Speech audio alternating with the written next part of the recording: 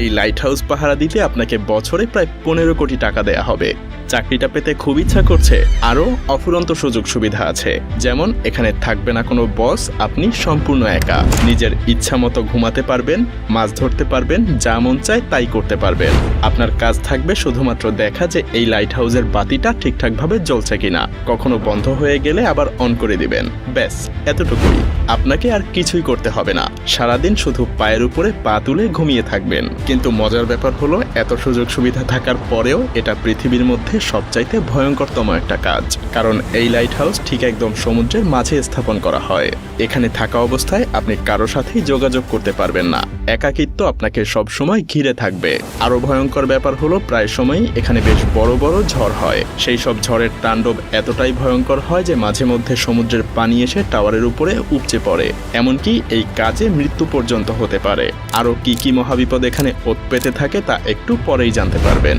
এখন হয়তো এসব দেখে আপনার মাথায় প্রশ্ন আসতে পারে যে এই লাইট হাউস সমুদ্রের মাঝেই কেন তৈরি করা হয়েছে, এর কাজই বা কি, আর কেনই বা এই লাইট হাউসের উপরে সবসময় নজর রাখতে হয়, কেন এর লাইট কখনো বন্ধ করা যায় না।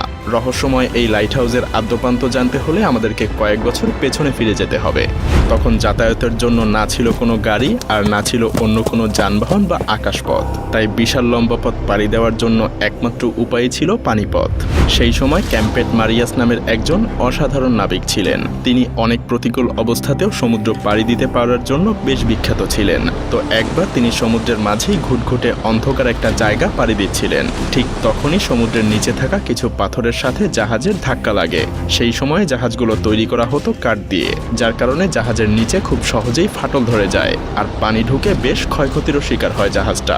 এই দুর্ঘটনার পর ক্যাপ্টেন মার্শিয়াস এর সমাধান খুঁজতে থাকেন। তিনি এমন কিছু তৈরি করতে চাচ্ছিলেন যে এই ধরনের সমস্যা থেকে বাঁচানোর জন্য আগে থেকেই জাহাজের নাবিকদেরকে সাবধান করতে পারবে। কিন্তু এখানে মহাদুশ্চিন্তার কারণ হয়ে দাঁড়ায় প্রশান্ত মহাসাগরের বিশালতা। কারণ প্রশান্ত মহাসাগর এতটাই বড় আর বিশাল যে যদি 7টা মহাদেশের সমস্ত ভূমি একত্রও করা হয় তবুও প্রশান্ত মহাসাগরের আয়তনই বেশি থাকবে। হাজার হাজার বছর আগে যখন নাবিকেরা এই বিশাল সমুদ্র পাড়ি দিয়ে যাতায়াত করত, তখন তাদের সমুদ্রের নিচে থাকা কোনো কিছু সম্পর্কেই কোনো ধারণা থাকতো না। এমনকি তাদের সামনে থাকা রাস্তা সম্পর্কেও তাদের কোনো আইডিয়া ছিল না।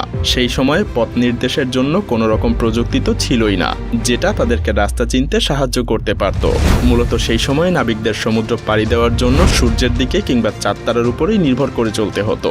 আর এই দিক নির্দেশনার সমস্যার জন্য চলতি পথে বাড়তি আরো দু একটা উটকো ঝামেলা এসে জড়ো হতো, যেমনটা ক্যাপ্টেন এলিসের সাথে হয়েছিল। একবার ক্যাপ্টেন এলিস তার নাবিকদের সাথে প্রশান্ত মহাসাগর পাড়ি দিচ্ছিলেন। তো একদিন রাতে হঠাৎ করে ঝড় শুরু হয়। পুরো আকাশ ঢেকে যায় কালো মেঘে। আকাশের সব তারাও মেঘের নিচে ঢাকা পড়ে যায়, যার কারণে প্রচণ্ড ঝড়ের মধ্যে তারা রাস্তা হারিয়ে ফেলে। যখন সকাল হয় তারা দেখতে পায় বিশাল সমুদ্রের মাঝে তারা হারিয়ে গেছে। তাদের কাছে তখন খাওয়ার জন্য কিছুই ছিল না, না ছিল পানি, না ছিল কোনো খাবার। ক্ষুধা আর তৃষ্ণায় নাবিকদের অবস্থা বেশ খারাপ হয়ে যায়। তারা সমুদ্রের বিশাল পানির মধ্যে থেকেও পানির অভাবে তৃষ্ণায় কাতর হয়ে গিয়েছিল। এমনকি অনেক নাবিক মারাও গিয়েছিল। এরপর অনেক কষ্টে ক্যাপ্টেন তীরের দেখা পায়। এরপরেই মূলত লাইট হাউস তৈরির যাত্রা শুরু হয়। মিশরের ভূমধ্যসাগরের পাশেই ছিল আলেকজান্দ্রিয়া। সেই সময়ে সেখানকার শাসক ছিলেন টলেমি দ্য সেকেন্ড ফিলাডেলফিয়া। কিন্তু এই রাজ্যের জন্য সেই সময় সবচাইতে বড় সমস্যা ছিল তাদের অবস্থান বা লোকেশন। আপনি যদি এই ছবিটা একটু ভালো করে লক্ষ্য করেন তাহলেই বুঝতে পারবেন এই শহরের মধ্যে প্রবেশের জন্য এই জায়গাটা দিয়েই যাতায়াত করতে হতো। আর এই জায়গাটার আশেপাশে অনেক বড় বড় পাথর ছিল, যার ফলে এই শহরে বাণিজ্য করতে আসা জাহাজগুলো যখন এই রাস্তা দিয়ে পার হতো তখন খুব সহজেই পাথরগুলোর সাথে জাহাজগুলোর ধাক্কা লাগতো।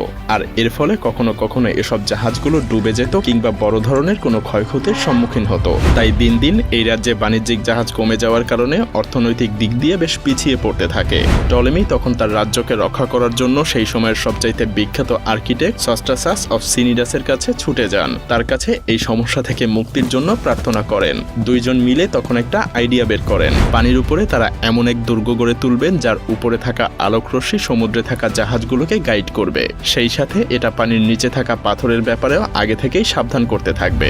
সেই পরিকল্পনা অনুযায়ী সস্ট্রাসাস কাজ শুরু করে দেয়। কিন্তু তখনও তিনি ভাবতে পারেননি যে তিনি যা করতে চলেছেন সেটা একসময় পুরো পৃথিবীতে অন্যতম একটা সৃষ্টি হয়ে উঠবে, যা পুরো পৃথিবীতে আলেকজান্দ্রিয়ার বাতিঘর নামে পরিচিত হয়ে উঠবে। আলেকজান্দ্রিয়ার সেই বাতিঘরের উচ্চতা ছিল 384 ফুট। এটা পুরোটাই বানানো হয়েছিল সাদা মার্বেল পাথর দিয়ে। এই লাইট হাউসের হাউসের মাথার উপরে সেই সময় প্রতিনিয়ত আগুন জ্বলতে থাকতো, যার জন্য সবসময় এখানে তেল আর কাঠের যোগান দিতে হতো। এমনকি এই বাতিঘরকে পরবর্তীতে পৃথিবীর 7ম আশ্চর্যের একটা হিসেবেও স্বীকৃতি দেয়া হয়। শুধুমাত্র এই উচ্চতার জন্যই এটা বিখ্যাত ছিল না, সেই সাথে ছিল এর অসাধারণ ডিজাইন। মূলত সস্ট্রাসাস সেই সময় আলোর রশ্মি বা তীব্রতা ছড়িয়ে দেওয়ার জন্য আয়না আর লেন্স দিয়ে একটা ডিজাইন তৈরি করে, যাতে করে এই বাতিঘরের আলো অনেক দূরে থাকা জাহাজের নাবিকদের পথ দেখাতে পারে। তো সেই সময়টাতে যখন এই বাতিঘর বা লাইট হাউসের নির্মাণের খবর ছড়িয়ে পড়ে, তখন নাবিকেরা যেন স্বস্তির নিঃশ্বাস ফেলে, কারণ এখন আর আলেকজান্দ্রিয়ায় আসার পথে তাদের আর পথ ভুল হবে না, পাথরের আঘাতে জাহাজও ভেঙে যাবে না। এভাবেই বাতিঘরের আইডিয়াটা পুরো পৃথিবী জুড়ে ছড়িয়ে পড়তে থাকে। যদিও প্রথমে এই বাতিঘরের ব্যবহার সমুদ্রের মাঝে শুধুমাত্র জাহাজ সাবধানে চলাচলের জন্যই তৈরি করা হতো, কিন্তু সময়ের সাথে সাথে বাণিজ্যিক জাহাজের সংখ্যা যখন বাড়তে থাকলো, তখন সমুদ্রের যেসব জায়গায় পাথরের উচ্চতা সমুদ্রের পানির উচ্চতার কাছাকাছি কিংবা যেখানে অনেক বেশি পাথর থাকে যেগুলোর সাথে খুব সহজেই জাহাজের ধাক্কা লাগতে পারে, সেসব জায়গাগুলোতেও তখন বাতিঘর বা লাইট হাউস তৈরি হওয়া শুরু হয়। যদিও প্রথম দিকে লাইট হাউসে সবসময় আগুন জ্বালানো হতো, কিন্তু এটা ঠিক ততটাও ভালো আইডিয়া ছিল না, কারণ এর জন্য সবসময় কয়লা বা জ্বালানি কাঠের যোগান রাখতে হতো। তখন অবশ্য এটা ছাড়া আর কোনো উপায়ও ছিল না। এরপর মোমবাতি কিংবা ল্যাম্পের ব্যবহারও করা হয়েছিল, কিন্তু আগুনের আলোর রশ্মি তো আর খুব বেশি দূর যেতে পারত না। ঠিক তখনই আবিষ্কার হয় বৈদ্যুতিক বাল্বের। লাইট হাউসগুলোতেও আগুনের পরিবর্তে বৈদ্যুতিক বাল্ব ব্যবহার করা শুরু হয়, কিন্তু তারপরেও এই আলো খুব বেশি দূর যেতে পারত না। এর কারণ হলো লেন্সগুলোকে বাল্বের পেছনে লাগানো হতো। তখন সেই সময়ের বিজ্ঞানীরা আবিষ্কার করেন যদি লেন্সকে সামনে বসানো হয় তাহলে আলো আরো বেশি দূর পর্যন্ত পৌঁছাতে পারবে, কিন্তু সেই লেন্সগুলোতেও বেশ সমস্যা ছিল, কারণ তখনকার লেন্সগুলো ছিল খুবই মোটা। আর ঠিক তখনই ফ্রান্সের একজন বিজ্ঞানী ফ্রেসনেল তার বিশেষ এক ধরনের লেন্স আবিষ্কার করেন। তার বানানো এই বিশেষ লেন্সের মধ্যে দিয়ে আসা সমস্ত আলো সরাসরি গিয়ে একটা পয়েন্টে মিলিত হতো, যার ফলে আলো খুব সহজেই নির্দিষ্ট একটা পয়েন্টে অনেক দূর পর্যন্ত পাঠানো যেত।